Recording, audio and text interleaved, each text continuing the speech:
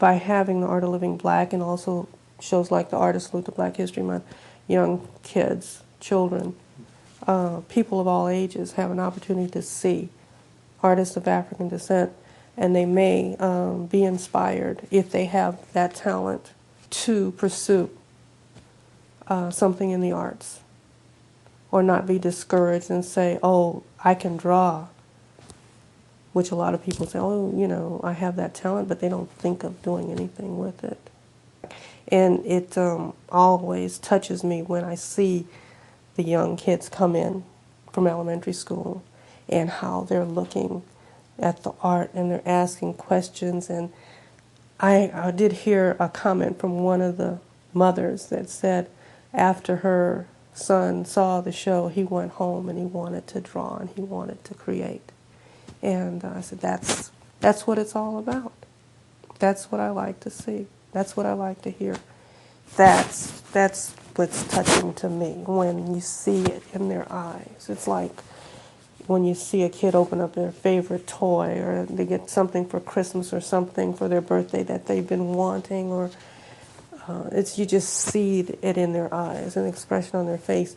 I can remember also one reception where a father brought his son, his children, and you saw his son was about 5 or 6 years old, running across the gallery, running to his daddy's painting, you know, and just being so proud, and just so that's art in the family, you know. And here his dad has an opportunity to display, and you never know, his son may be an artist or just be inspired by his dad being out there. What percent of the project is inspiration? What percent is perspiration?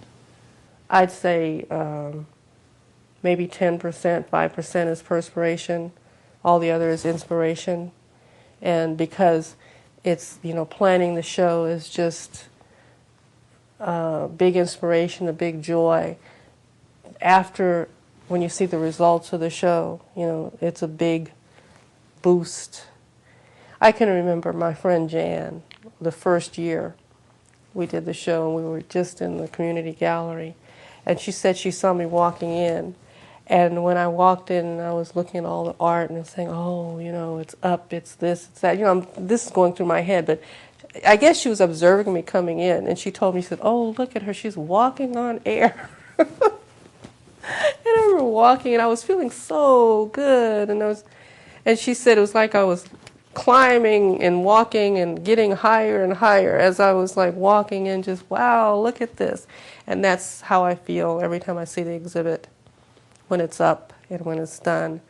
And it looks so beautiful. It's just, you know, big boost. And when we have the reception, all the people come out.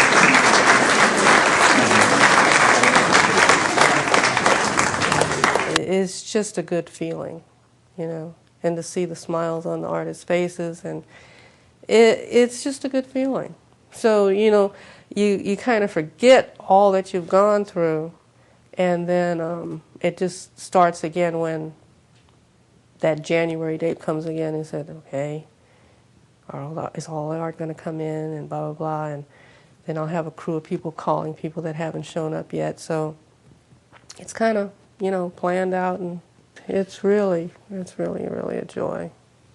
And, you know, then I get nice letters from people, and there are comments that the Richmond Arts Center always gathers. It's always good to read.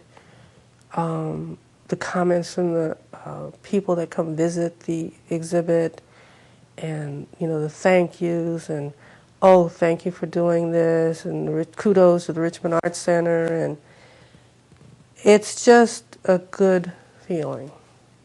So, you know, the perspiration, it's like, I don't know, I've never had a child, but maybe it's like people that, you know, go through the labor pains, and then they have the beautiful baby that comes, and it's just the joy, and then you forget about the pain.